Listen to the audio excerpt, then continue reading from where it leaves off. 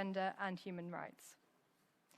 Kelo Uchendu from Nigeria is the policy co-lead of Yongo.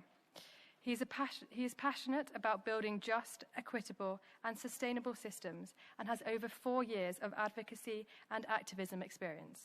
Welcome, Kelo and Sahir.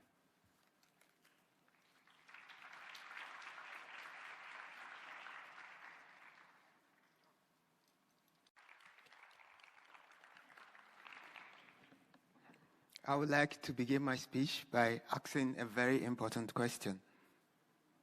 Do we owe our children anything? This may come off as a philosophical question, and in fact, in my regional philosophy, there is an answer to this question, an answer that can be found in the way my people name our newborn, Mwabundu. A name when loosely translated to English come off as a child is life. This shows that when we ask the question, do we owe our children anything? In essence, we are asking, do we owe life anything? Climate change threatens the ecosystem services that our community depends on, especially in developing countries such as Nigeria, where people are directly dependent on ecosystem services for their livelihood.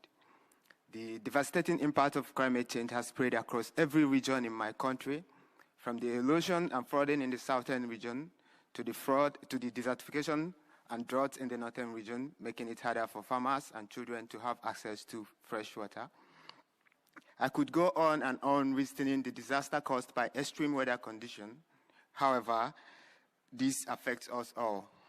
History has shown that this is not a problem that can wait. This demands urgency. This is because these innocent children contribute less and are most hit by the impact of climate change. Children deserve more protection now than ever. An estimated 1.7 million children die annually due to environmental-related factors. This same climate change threatens their access to health, good air, quality air, food, and quality education.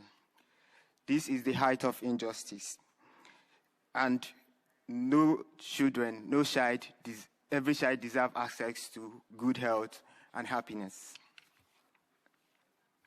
The scale of the threat is international and again common to all. It is not a respecter of contributor, and it pays no attention to gender, color, ideology, or religious belief. And this is why we are here today, to address this issue that concerns us all. It goes a long way to reveal our commitment to this fight, and I believe that a net zero future can only be achieved in unison. Only with working with one another shall we make the progress required to meeting the target and addressing the impact of climate change. So there is a strong and conscious need to move from making verbal commitments and promises to taking action that is transparent and inclusive of young people's demands and opinions. While young people are massively impacted, we have had very few opportunities to actually shape, influence, and participate in the policies that are being made to address this issue. And we demand that this finally change. And we need allies in this push. Countries that have signed the declaration committed to enhancing the meaningful participation of children and youth in climate change processes must now need to lead by example and spur others to action. I strongly believe that there is hope.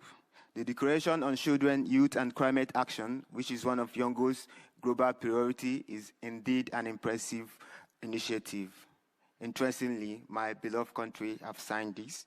I am also particularly delighted that the President of the United Nations General Assembly, His Excellency Abdullah Sahid, embraced this declaration so powerfully in the UN in October and urged all countries to sign this and consider the opportunities this will provide for children and youth-sensitive climate ambition.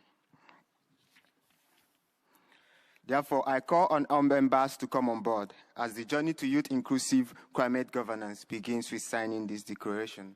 I also want to let you know that these are not just my words, but the demands of millions of young people who I have the privilege to represent here today.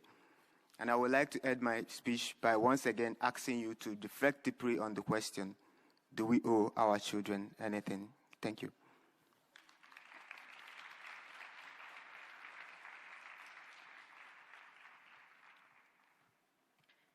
Thank you both for your opening statements. You have really set the tone for today's event in such a powerful way. Thank you again, Sahir and Kelo. I would now like to invite Teresa Ribeiro Rodriguez, Third Vice President of the Government of Spain and Minister for Ecological Transition and Demographic Challenge, to the stage, please.